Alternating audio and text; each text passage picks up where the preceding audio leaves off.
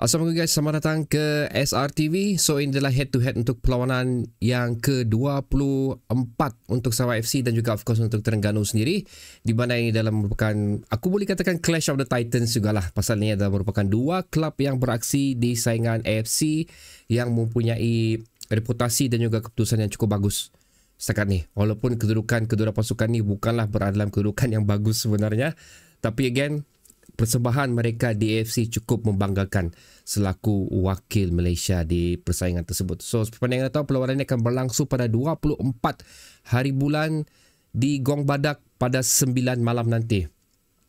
Sejarah Sabah dan juga Terengganu ni cukup menarik sebenarnya. Sewaktu perlawanan yang telah mereka lalui sebelum ni dikenakan lagi dengan pusingan pertama saingan Liga Super untuk season ni, di mana kita hampir memenangi perlawanan tu.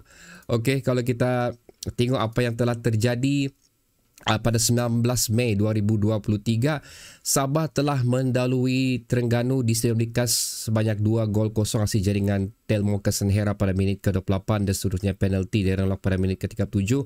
Walau macam mana pun dikejar kembali. Okey, ini kali ini Terengganu pula buat comeback atas Sabah guys.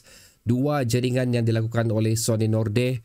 Kalau kamu masih ingat lagi jaringan tu, aku nak boleh cakap apa-apa lah.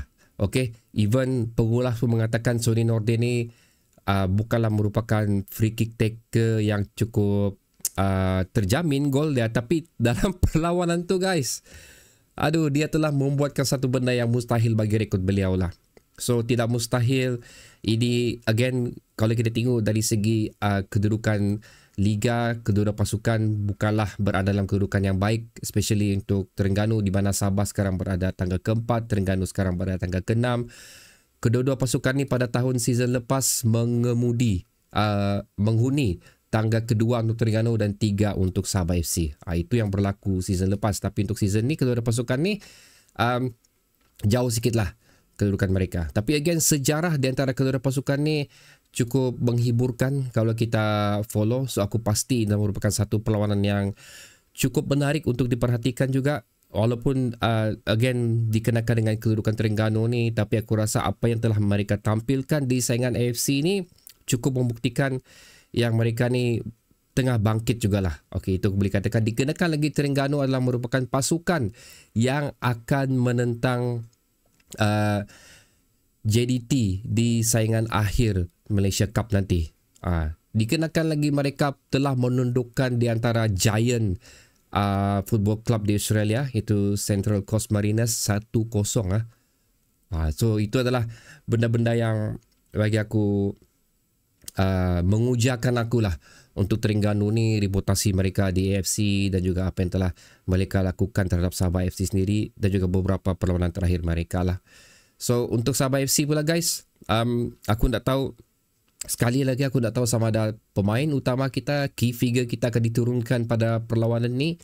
Terlalu ramai, 5 orang kesemuanya untuk berada di saingan World Cup kelayakan Piala Dunia dan seterusnya. Untuk AFC kalau aku tak silap lagi, untuk peringkat Asia lah maksud aku, itu pun akan ada lagi perlawanan untuk peringkat Asia bagi Harimau Melaya pula, begitu juga di Indonesia. So aku nak tahu macam mana efek dia lagi untuk pemain-pemain kita. Terengganu aku nak pasti berapa ramai, yang aku tahu macam dia punya goalkeeper lah, Kalamullah.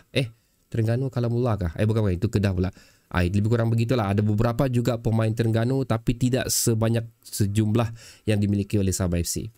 Itu yang menjadi persoalan di sekarang. Video ni pun terlalu awal aku buat, sepatutnya aku cek latest news pada 23 hari bulan. Video ni direkam pada 22 hari bulan. Aku terpaksa buat awal kerana pada 23 aku ada banyak kerja membuat.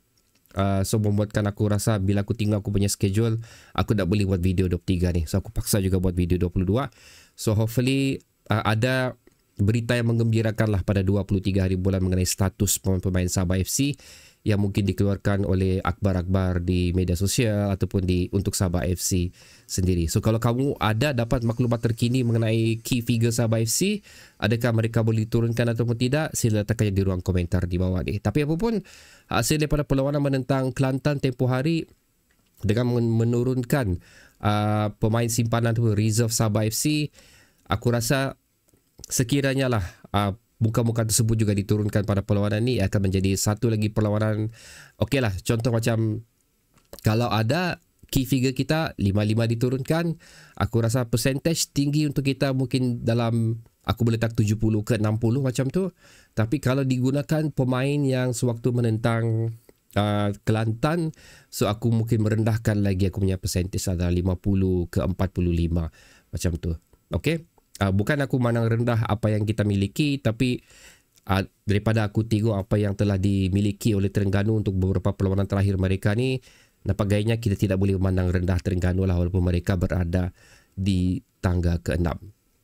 So, aku ingin menyentuh sedikit mengenai video aku sebelum ni yang mengenai yang tajuk dia kalah salah, menang pun salah tu.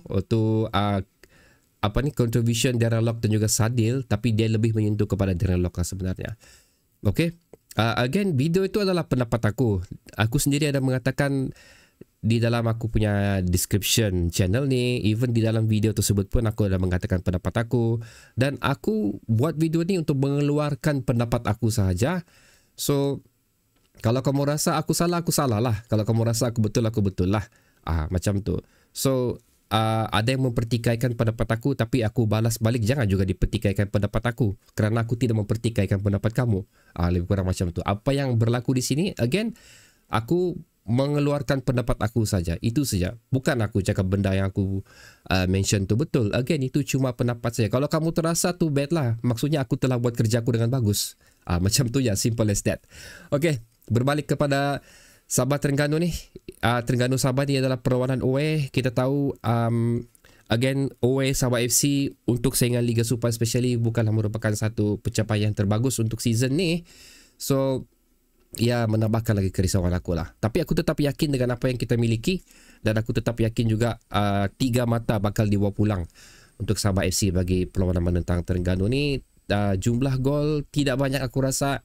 Keputusan akan berakhir dengan 2 untuk Sabah dan 1 untuk Terengganu. Dan kalau mengikut apa yang dimiliki oleh Terengganu, key figure yang perlu kita perhatikan di sini adalah Ivan Mahmud, Sonny Norde, dan juga ada satu lagi pemain Asia, aku lupa surah nama dia.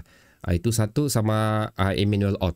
4 orang lah, especially kalau itu 4 orang adalah merupakan key figure utama Terengganu dan perlu diperhatikanlah oleh pemain Sabah FC dan perlu dikunci gerakannya. So ramuan ataupun resepi perlu dicari oleh OKS bagi perlawanan, bagi menyekat pemain tersebut. So basically itu sajalah. Okay, untuk apa yang aku punya pendapat aku mengenai head to head perlawanan ni. Again, tidak banyak yang boleh aku sharekan kerana gap yang terlalu lama untuk bercuti saingan Liga Super ni, aku sendiri sudah merasakan macam dia punya panas-panas tu berkurangan sudah. Agak sayang lah kita sudah menuju di penghujung, tapi gap di antara perlawanan cukup jauh. So, okay guys, aku mau tahu pula apa pendapat kamu mengenai perlawanan ni. Apa jumlah gol yang bakal dilakukan? Sila tekan di ruang komentar di bawah. Sehingga kita berjumpa lagi di video review untuk perlawanan ni pula. Assalamualaikum.